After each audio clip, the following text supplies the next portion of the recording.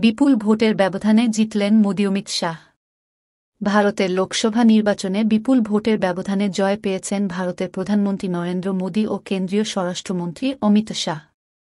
মঙ্গলবার ৪ জুন সকাল ৮টা থেকে ফল ঘোষণা শুরু হয়। নির্বাচন কমিশন ওয়েবসাইটের তথ্য বলছে, গুজরাটের বারাণসী মোদি ৬,১১,৪৩৯ ভোট পেয়েছেন। তার নিকটতম প্রতিদ্বন্দ্বী কংগ্রেসের অজয় রায় পেয়েছেন ৪,৬০,৪৫৭ ভোট। ব্যবধান ১,৫২,৫১৩ ভোটের।